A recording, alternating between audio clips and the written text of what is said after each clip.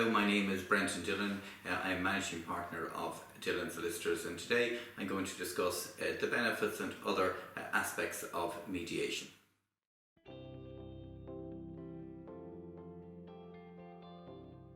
Mediation is a dynamic, structured approach where a neutral third party, who is called the mediator, assists the parties to a dispute with a combination of various skills and communication techniques to try and help them resolve their differences.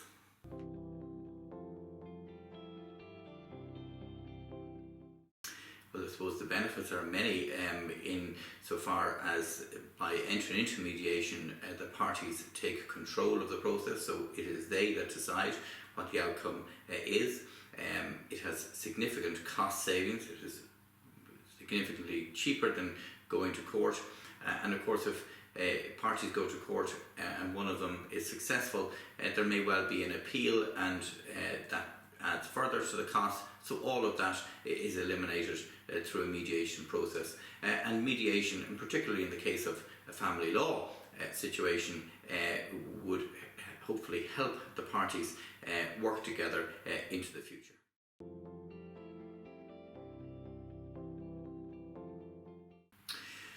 Well, certainly focusing on the family law context, there would be certain factors which would certainly create a risk or hazard as to the success of the mediation. So for instance, if there has been violence in a marriage, you'd have to question as a mediator whether it's a good idea to put parties together into a mediation process.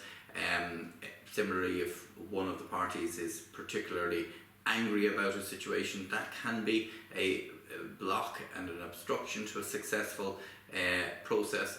I suppose if one of the parties simply isn't happy to go to mediation, that clearly is a situation where you would have grave misgivings. And I suppose the final area, again, whether it be a family law context or a business context, where one party has enjoyed a much more dominant position than the other, that may make negotiations difficult in a mediation context.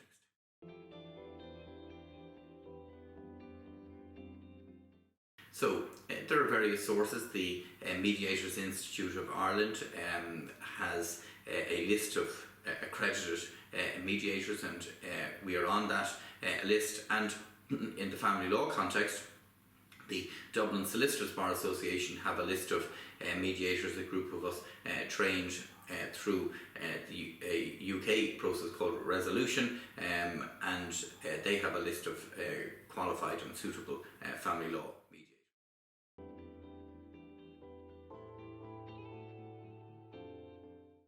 Well, usually in family law mediations, the mediator will sit with both parties and conduct the mediation with them both present at the same time. That doesn't have to be the case, and sometimes if one party indicates that he or she would prefer that they don't share the same room, then the mediator will conduct it by way of a caucusing method, where the mediator will discuss the issues with one party and then go and meet and discuss with the other party and try and reach an agreement that way. It is undoubtedly better if both parties are in the one room, but indeed in business disputes, very often the parties will be in different rooms, and the mediator will move between the two.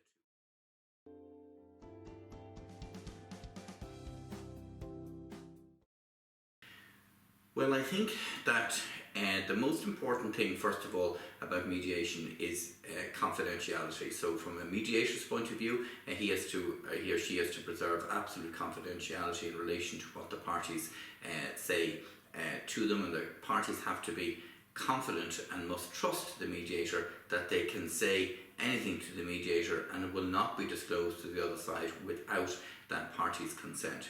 As far as the parties are concerned, and indeed the mediator, I think being a good listener, we have two ears and one mouth, and we should use those in that proportion. I think mediation is particularly relevant in that context. And I think patience. Mediation can take a long time. There can be a lot of listening, and a lot of the time it's trying to understand why the other party has taken a particular position. And so trying to understand the view of the other side is a huge benefit to trying to resolve intractable and difficult positions. So this is very much up to the parties under the recently enacted Mediation Act, which came out in 2017. The mediation will be a binding agreement unless the parties indicate otherwise. So the presumption will be that it was intended that the agreement was binding, unless, as I say, the agreement itself stipulates that it is not intended to be binding. So that's an important change that was brought about, and I think a welcome change, so that the parties go in and understand that the agreement which they reach is likely to be binding on them.